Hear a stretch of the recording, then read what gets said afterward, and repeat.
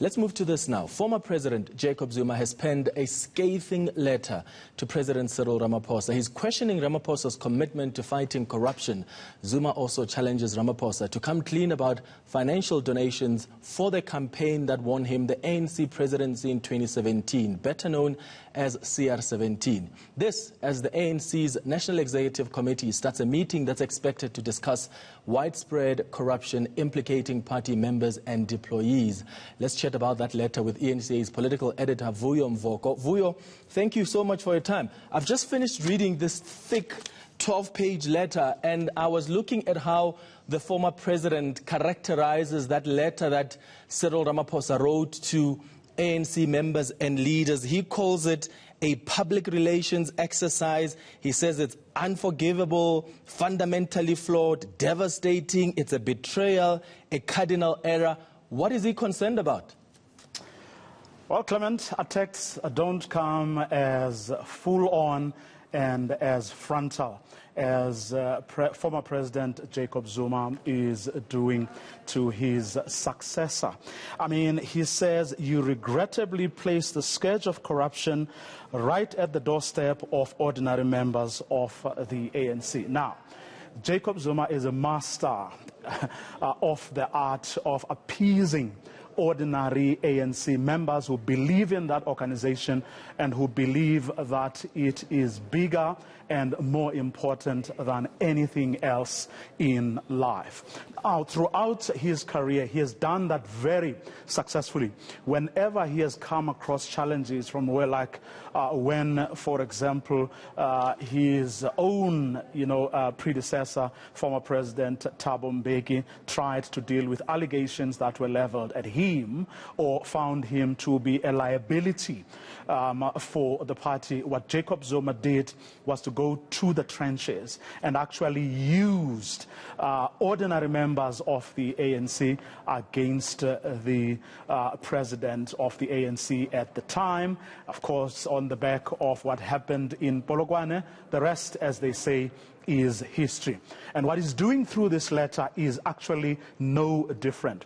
He does quite a number of things. One, he pities Cyril Ramaphosa against the membership, saying he and those in government should take responsibility and keep ordinary members of the ANC out of it.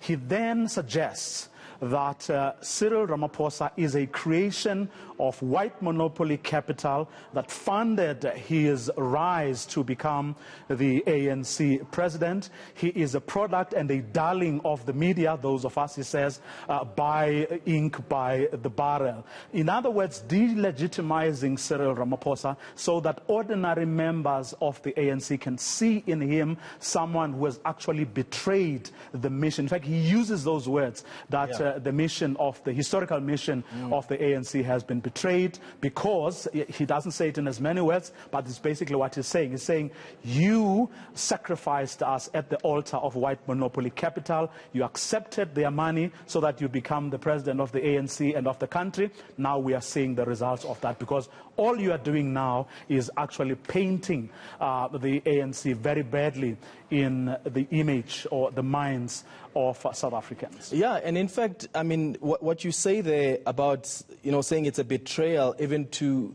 the founders of the ANC. In this letter, the president accuses Cyril Ramaphosa of betraying people like John Langalbalele, the founders of the ANC. But it goes further, Vuyo, to even accuse the president of destroying the ANC. There's a paragraph here that says, Mr. President, the statement that you make is not helpful to the ANC in my respectful view. For all intents and purposes, it can only serve to destroy the ANC, particularly if the head of the ANC pleads guilty on behalf of the ANC. How calculated is this, Vuyo, especially now that the ANC is heading into this crucial NEC meeting that comes after Cyril Ramaphosa penned that critical letter to ANC members? This is not the first, obviously, thing happening ahead of that NEC meeting. Andile Lungisa, a couple of days ago, also wrote a letter asking the officials to investigate Cyril Ramaphosa. It does look like it's calculated, and it's supposed to birth a particular outcome after or even during the NEC meeting. No, it indeed does exactly that, and actually more. On the one hand, as you correctly say, Clement, he is delegitimizing him, and he wants the people who go into that meeting that was supposed to get underway at 2 o'clock to get to be left with one impression that this guy who is now leading the ANC is not as ANC as ANC presidents should come. This is an illegitimate child of the ANC, thrust on you by people who are outside the ANC, who don't care about the ANC, in fact, whose sole mission is to destroy the ANC. So behold, be very careful of this person.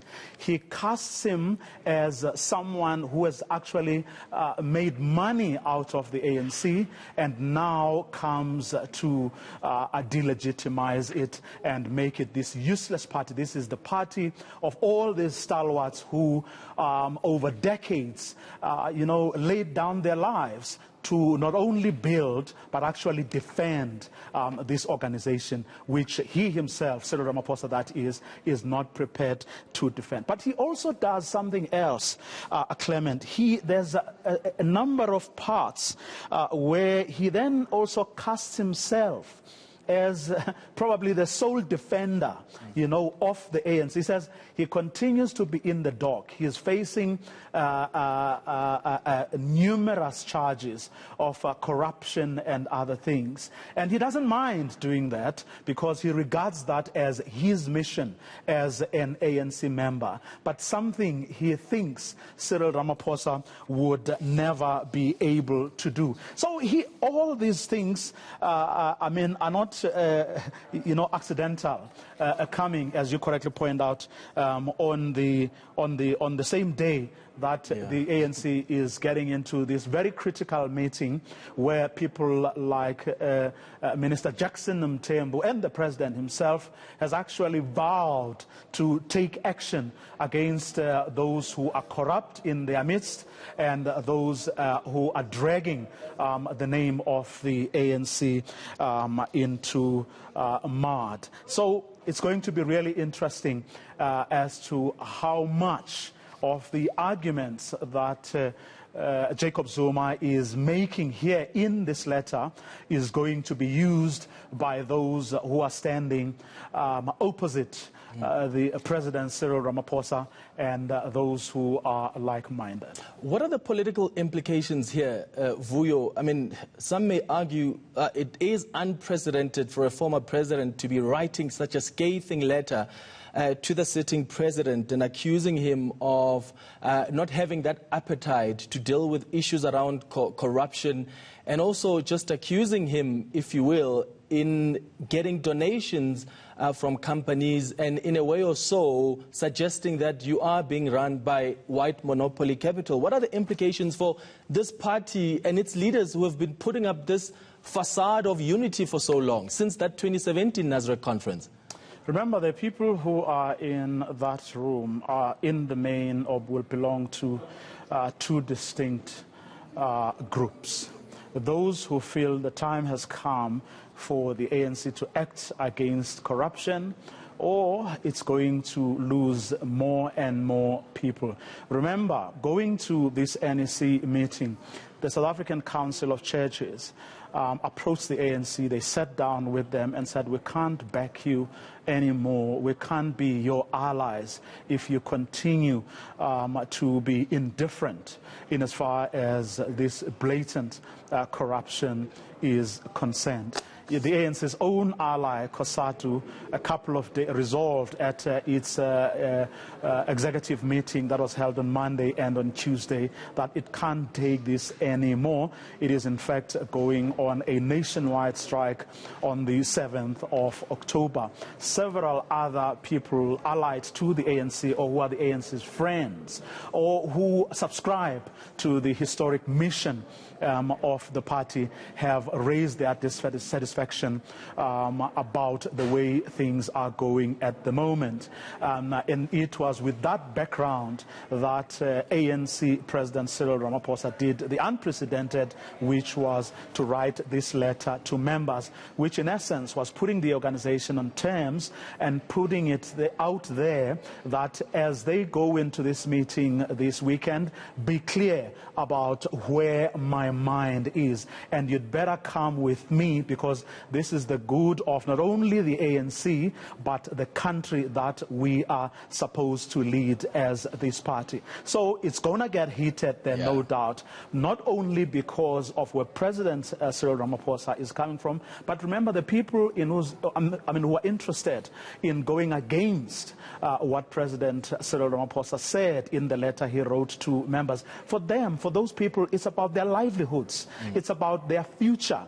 There are many people who can't occupy the positions that they occupy if they are not members or leaders of the ANC, who can't get tenders they have and will continue to have in future if the ANC is not in power, and whose only line of defense against prosecution or having to pay back the monies that they got unscrupulously is by ensuring that the structures of the ANC don't have the will to actually do what needs to be done. Vuyo Mvoko, thank you very much. I mean, the former president signs that letter and says, I implore you to take responsibility without insulting our movement and its members. Mr. President, I hope my letter will be received in the constructive spirit with which it is written.